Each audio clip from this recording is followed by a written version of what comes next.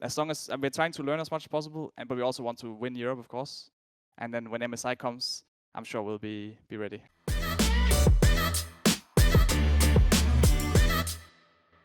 Hey guys, this is actually Kang of Horizon Esports, and I'm joined by Caps, the mid laner of G2.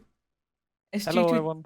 hello, as G2 does finish first place in the regular season of 2024 LEC winter season. Caps, yeah, congratulations. Yeah, there was a Thank you. very convincing victory and a convincing first place for G2. How are you feeling right now? I'm super happy. I mean, I don't think that's the biggest advantage from first to second, but it's always nice to end up first in the regular season. And definitely wasn't our cleanest split, but we'll take it and see if we can clean it up a bit for playoffs. Because you mentioned it, what is your overall reflection of G2's, spring throughout this regular season? Yeah, I mean, I definitely think we were a bit rusty going into it. I mean, I don't know if it's rusty. I think also just like everything changed, right? The map got changed and stuff, and I think we were trying really hard to get used to the new map and get used to everything. And we had a lot of like, especially like I guess a lot of people have talked about our mid game that we were trying to work on, and there were a lot of setups we were trying to work on. And I guess that took a bit away from our like some of our early situations that we were misplaying a bit, and we were falling quite far behind. But I think overall, it's getting better for sure. And I think going into playoffs, we will look a lot more confident. I know that a lot of G2 members, as well as analysts and casters, have been talking about G2's mid game as well as G2's strong initiative to renovate how it approaches mid game. Would you say that today's decisive victory is somehow like a proof of concept that G2 has been making a good progress? I mean, I definitely think so. I think, especially last MSI, but also at Worlds, I think there was like a huge gap between not just us, but a lot of the Western teams compared to the LPL and LCK, especially in the mid game. They were creating big goal leads, and they were way more advanced in a lot of the ways they like in their approach to mid game. So I think we tried to take as many notes as possible from both the MSI tournament and the Worlds tournament, and um, and again, it's always hard to judge if it's working or not, because I felt also going into summer, I felt like we were improving a lot, but then we went Worlds, and while we did manage to do a bit better, at least like we closed out a few games against like both Damwon and Weibo, and I guess even a game against BLG, it was very messy, and it was not at all where we want to be if we want to be a threat at Worlds. So we have a long way to go, and I definitely think we're improving, but again, until we actually play against the best in the world, it's it's hard to say if it's like a huge improvement, or we're still like how much further we need to go, right? Because there's definitely still a lot of things we have like are recognizing that are just flaws in our mid game, and have a lot of ways to improve. But the first step is being aware of it, right? And I think we're definitely aware of it now. So we have a few months here before MSI starts, and if all goes well, we we will fix most of our challenges.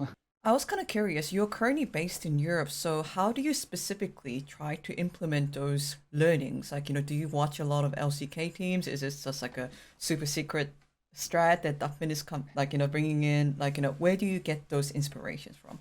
I mean, definitely, I think we learned a lot from like our time at MSI, time at Worlds, right? But at the same time, you can say they are a lot of the lessons we learn are like um, they are like not expiring, but they are like old lessons, right? Because the meta shifts. So and a lot of the LPLTK teams have like new concepts that they learn, or they meta shifts, and suddenly something else is important. And in that sense, we are always a step behind if we are trying to play from from like the last international tournament, so to say. So we learned a lot from that, but also we are trying to innovate, and also Duff, yeah, it definitely helps a lot. He has come up with a lot of like he has recognized a lot of concepts that the LPL and LCK teams are doing, and we're trying our best to either do it ourselves or find like counters to it, and again innovate with our own strategies. It's kind of funny because, as you mentioned, yeah, for sure, it feels like early game is easier compared to mid game, but in the past it felt like it was the other way around. I remember back in like when I started season 8, season 9, it was always very hard for us in the early game. We were usually when we lost very hard. And the games that we went to mid game, we were doing very well, right? But it seems like the last few years there's been like a change. Like the LPL and SK are focusing a lot more on the later parts of the game, and I think we need to do the same if we want to keep up. And right now it's definitely hurting our early game a bit, so we need to find a balance, right, of keeping everything intact. But but it's definitely something we're looking out for. I mean, I definitely agree with your sentiment that it used to be the other way around because, especially going back to 2019 G2, that team was heralded as like the front runner when it came to like, side lane macros and how that team just like perfectly played around the map. And this team still maintains that the members from the previous team, you and Mickey X. So how do you think the gap happened? Is it that the Eastern teams started to focus a lot more macro as well as maybe started like different teams communicating to one another when it came to like macro concepts? Maybe, I don't know.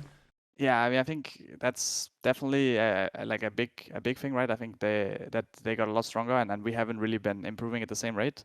I also think sometimes it can be like part of the meta as well, right? I think especially like with the Drake Soul, the Drakes increased a lot in value, and like the Elder Dragon being like a game ender, so to say, right?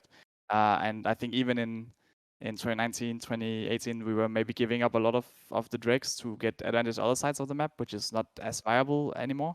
But even aside from that, I think I think the main thing is just like, yeah, an insane amount of improvement has been happening in both LPL and LCK, and we're just like falling behind every single year. And it feels like, as I mentioned earlier, we're playing catch up, right? Because then we play Worlds. Now we are learning a bunch of things from Worlds, but by MSI, it's gonna be. I mean, it's a different map. It's a different meta game, right? And if we're trying to do the same concepts as they were doing at Worlds, then we're just gonna be very far behind. So we will try our best to innovate. We'll try the best to keep up as well with their current games, and then maybe we can even come one step ahead. So I'll be really honest, even I think I told you this before, that even as an LCK journalist, I do want you to and like a lot of the European teams to do well because I just think that regional competition is so healthy for the overall scene. And I know that there was a lot of hope going into G2, even just last year, with all this stories about the scrims. I know that it's a bit feels bad, man, like that I mentioned it, but do you think that G2 will be able to play this catch up because Asian teams they're screaming against one another and all the coaches, players are talking to one another and there is maybe some cross pollination of information between the teams and G2 is by itself in Europe. I'm not saying that other European teams are not innovating too, but should we believe that G2 with its efforts can catch up with the Asian teams when it comes to macro and mid and late game? I mean, I definitely believe it. I think, I mean, what you mentioned, it definitely makes it harder, right? It makes it harder. It makes it like less likely, but it definitely can happen. I think we can always get ahead if we think about, like, if we're innovative enough, if we think about something that is strong enough to beat even their concepts, right? I also think if, well, of course, other EU teams are stepping up, that's a huge help, right? And it's not something we can rely on. That's why we're trying our best to we're trying our best to watch a lot of LPL and LCK games to learn concepts from that and apply it in our like scrims. I think we have gotten way better at like taking very important lessons from scrims. I think that's definitely something we've been working on, and I would say I'm excited for MSI to show off how much we've learned, but there's still a long way, and honestly, we're still just focusing on playoffs right now, and Yeah. there's still a lot of time to have, and we don't want to get ahead of ourselves, right? Because I mean, we barely even finished first in the regular season right now. We're definitely not looking our cleanest. So as long as we're trying to learn as much as possible, but we also want to win Europe, of course. And then when MSI comes, I'm sure we'll be ready. I'll definitely look forward to it. Okay, thank you so much, Kev, and I have to let you go now. But I really appreciate the conversation. Thank you.